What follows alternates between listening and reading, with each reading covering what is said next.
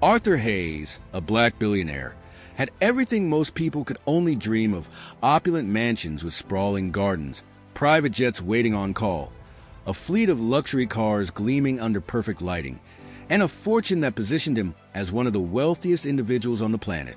His name was synonymous with power, success, and a lifestyle that few could comprehend. Yet, behind the glitz and glamour, Arthur carried a heavy burden. Deep down, he was deeply unhappy.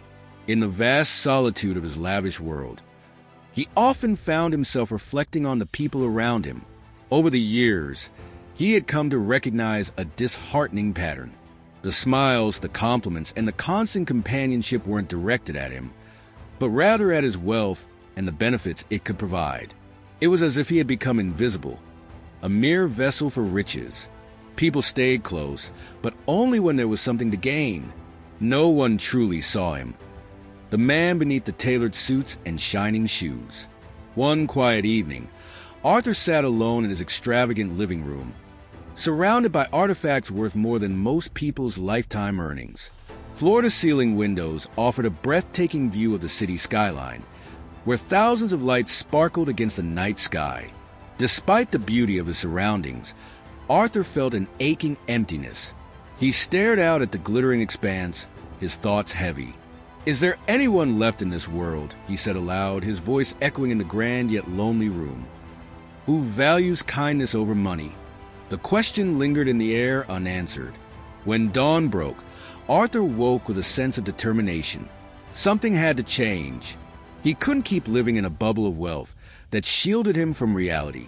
After a long pause, he picked up his phone and called his most trusted assistant. "Cancel all my meetings for the next month," Arthur instructed. There was a brief silence on the other end of the line before the assistant spoke, confusion evident in his voice. "Sir, a whole month? What about the business? The board meetings? The negotiations?" "Don't worry about any of that," Arthur replied firmly. "I need to do something more important." The assistant hesitated but knew better than to argue. "Very well, sir. Is there anything else you'll need?" "No," Arthur said, glancing at the suitcase he had already packed. "I'll handle the rest myself." For the first time in years, Arthur felt a spark of excitement. Not from closing a deal or acquiring a new company, but from stepping into the unknown. Arthur took deliberate steps to shed his billionaire identity. He selected a plain pair of jeans, an old, slightly wrinkled shirt, and a jacket that looked as though it had seen better days. To complete his transformation, he slipped on scuffed shoes that felt foreign compared to the polished leather ones he was accustomed to. As he examined his reflection in the mirror, he barely recognized himself. The man staring back looked tired, ordinary, just as he intended. "Perfect," he murmured, slinging the small bag over his shoulder. Time to find out who people really are. He left his mansion on foot, something he hadn't done in years. The sprawling estate, with its manicured lawns and towering gates, soon faded into the distance as Arthur ventured into the city. The bustling streets, the hum of life, and the unfamiliar sense of street food vendors greeted him. For the first time in a long while, he felt part of the world rather than above it.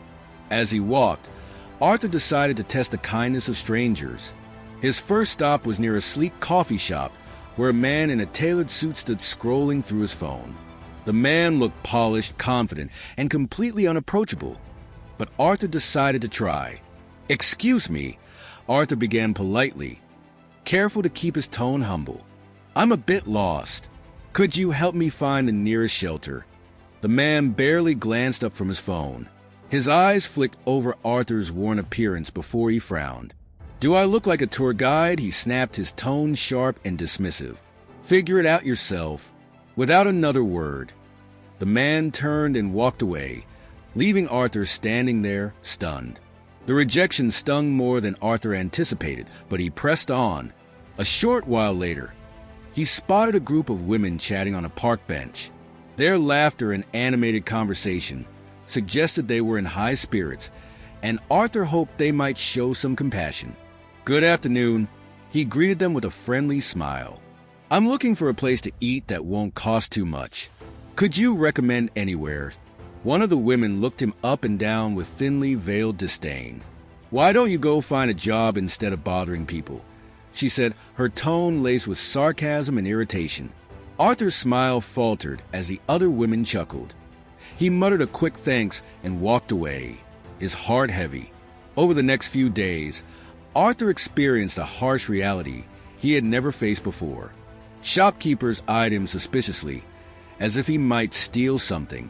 A group of teenagers laughed at him when he asked for directions, calling him names that made his stomach twist. A street vendor outright ignored him when he tried to start a conversation. By the fourth day, Arthur felt physically and emotionally drained.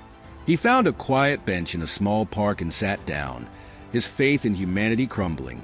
He rested his head in his hands and sighed deeply. "Is kindness really so rare?" he whispered to himself, his voice tinged with despair. Just as he was about to give up and return to his old life, a soft humming caught his attention. Arthur looked up to see a young man sitting on the opposite bench. The boy couldn't have been more than 22, dressed in a faded hoodie and worn jeans. He was tossing breadcrumbs to a group of pigeons, a cheerful tune escaping his lips. Despite his simple appearance, the boy radiated an air of contentment, as if he carried no burdens. Arthur hesitated. Should he approach the boy, or would he face yet another rejection? Gathering his courage, Arthur stood up and walked over. "Excuse me," he said, his voice weary but polite. "I'm looking for a place to stay for the night. Could you help me?" The young man looked up, his face lighting up with a genuine and friendly smile. There was no judgment in his eyes, no hesitation. "Sure thing, sir. There's a shelter a few blocks away. But to be honest, it might be full by now. Are you hungry? I was just about to grab a sandwich. Why don't you join me?" Arthur blinked, surprised. He hadn't expected such an immediate offer of help, especially after the days of rejection he had endured. "You don't even know me," Arthur said, his tone soft but incredulous. "Why would you help a stranger like this?" The young man shrugged with an easy, unpretentious grace. "Why not?" he said simply.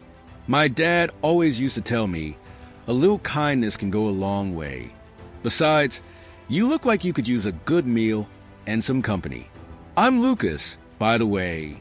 For a moment, Arthur was stunned into silence. Lucas's words carried a warmth and sincerity that Arthur had almost forgotten existed. Finally, he smiled, a small but heartfelt gesture. "Thank you, Lucas. I appreciate it more than you know." Lucas led Arthur to a small, unassuming cafe tucked away on a quiet street corner. It wasn't flashy or modern, but it exuded a cozy charm.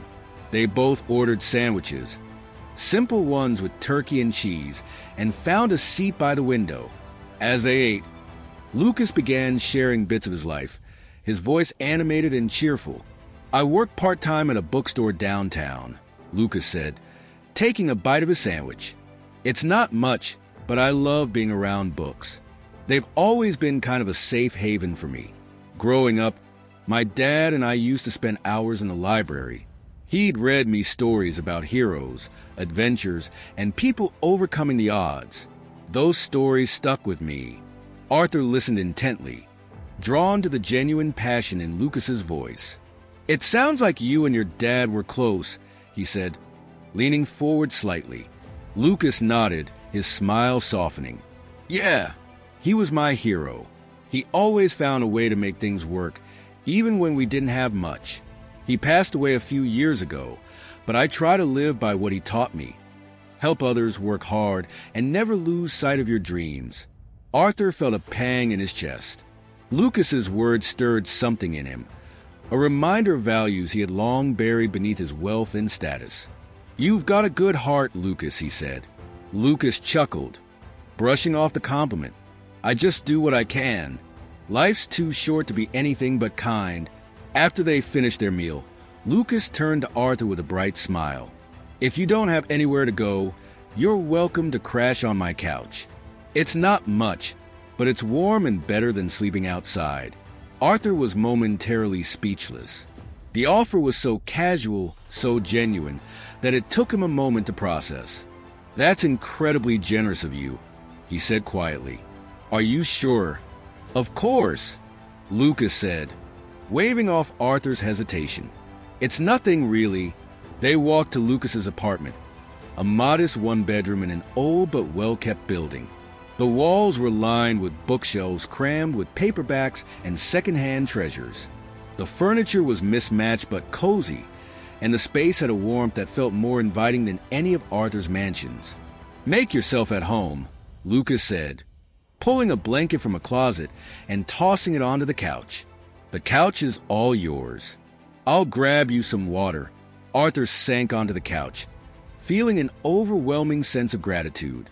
The kindness Lucas had shown him, a stranger, was unlike anything he had experienced in years. He wasn't being treated as a billionaire or as someone to impress. Lucas saw him as a person, and that made all the difference. The morning sunlight streamed through the small window, casting a golden glow over the room. Arthur woke to the smell of coffee and the sound of gentle humming. Lucas was in the kitchen, pouring coffee into two mismatched mugs. "Good morning," Lucas greeted him cheerfully, placing a mug on the small table by the couch. "It's nothing fancy, but it'll wake you up." Arthur took a sip and smiled. It was plain black coffee. No elaborate blends, no expensive beans, but it tasted better than anything he'd had in years. "Thank you," he said sincerely, "for everything." Lucas grinned as he set down a plate of toast. "It's really no big deal. Everyone deserves a little kindness now and then. Honestly, I'm just happy for the company. It's been a while since I've had someone to talk to." As they ate, Arthur found himself relaxing, the weight of the past few days easing with each passing moment. Lucas's kindness felt effortless, as though it was simply a part of who he was. "What do you do for a living?" Arthur asked curiously, wanting to know more about this young man who had shown him such compassion. "I work part-time at a bookstore," Lucas replied, leaning back in his chair. "It doesn't pay much, but I love being around books. One day, I'd like to open my own store, a cozy little place where people can come and read, chat, and maybe even find some inspiration." Arthur raised an eyebrow, impressed. "That's a wonderful dream. Why haven't you started yet?" Lucas shrugged, a wistful smile on his face. "Money, mostly. I've been saving up for years, but life's expensive, you know? Still, I'll get there someday. Hard work always pays off, right?" Arthur nodded, his respect for Lucas growing. "That's a great attitude," he said. Lucas smiled, his optimism unwavering. "Thanks. I figure as long as I keep moving forward, I'll get there eventually. And who knows? Maybe I'll inspire someone else along the way." Arthur sat back, looking at Lucas with a mix of admiration and awe. This young man, with so little to his name, had more generosity and warmth than anyone Arthur had encountered in years. In that moment, Arthur made a silent promise to himself. He would repay Lucas's kindness. Not with words, but with actions that would honor the spirit of selflessness Lucas embodied. As the morning stretched on, the two continued to talk, their connection deepening. For the first time in a long while, Arthur felt hope, a belief that kindness still existed, even in the most unexpected places. And as Lucas laughed at one of Arthur's stories, the billionaire knew this encounter was the beginning of something extraordinary.